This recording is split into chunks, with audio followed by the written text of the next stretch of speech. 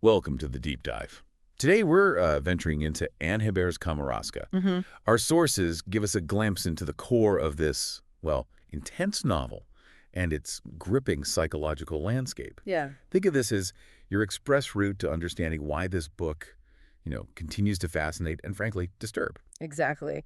We're diving into analysis of Kamouraska, a Gothic novel set in 19th century Quebec.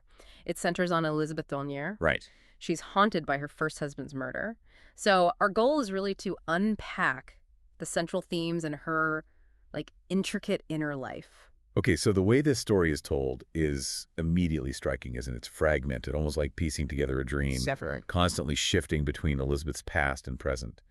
How does this style actually shape our understanding of her internal world? Well, what's fascinating is how this nonlinear approach really mirrors Elizabeth's psychological state. Her memories and emotions aren't orderly. Right, not neat. Not at all. So the fragmented narrative allows us to experience her reality as this kind of swirl of trauma and intense feelings, rather than just a straightforward account. And Elizabeth herself, she's not easily categorized. You can't just label her a victim or a villain, can you? No, absolutely not. She seems propelled by these really conflicting desires. What does this complexity tell us about maybe Hébert's view of human nature? That's a great question. If we connect this to the bigger picture, Hébert seems to be exploring the constraints placed on women in that era and how those restrictions can lead to inner turmoil and, morally ambiguous actions. Elizabeth's unsettling nature arises precisely from the struggle between her inner life and societal expectations. Those expectations really come into focus with her marriages. Her second marriage to Jérôme Roland is described as chillingly detached. Very cold. But it's her relationship with George Nelson, her first husband's murderer, that's truly explosive. That affair is like a volatile mix of passion and this underlying sense of dread. What's the analysis suggest about the nature of desire here? Well, this raises an important point about desire in the novel. It's not idealized at all. No. It's dangerous and intertwined with violence, almost a force of destruction when it breaks free from societal control, like we see with Nelson. And those powerful yet suppressed desires fuel some of the key themes, right? There's this constant tension beneath the surface of that seemingly proper 19th century society. Yeah, a latent threat. A latent threat of violence.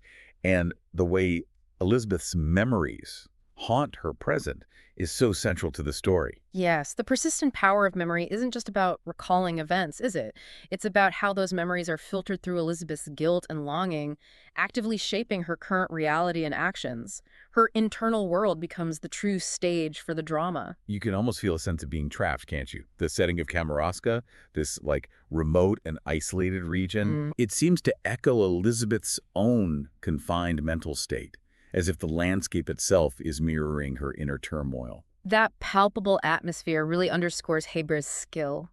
Even in translation, the sources highlight how the intense and almost poetic quality of her prose comes through. Right. It allows English readers to grasp the, chilling beauty and psychological depth of the novel. So Kamouraska isn't just a straightforward mystery then? Not really. No, not at all. It's more like a deep psychological exploration of a woman grappling with societal pressures in her own inner demons. Exactly. It's this look at female desire, guilt, and the potential for violence born from repression that makes it so relevant and disturbingly captivating even now. Precisely. It's a dark and layered work that continues to resonate because it delves into those uncomfortable aspects of human psychology and the enduring impact of our internal lives on our actions. So to quickly recap, we've looked at Elizabeth's complex inner world, the fraught dynamics of her key relationships, and the potent themes of repressed desires, latent violence, and the inescapable power of memory, all within this intensely atmospheric setting.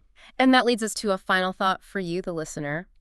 Consider the ways in which societal expectations and, deeply buried desires can warp an individual's perception of reality and their own history, potentially leading to consequences that are both unsettling and ultimately deeply human.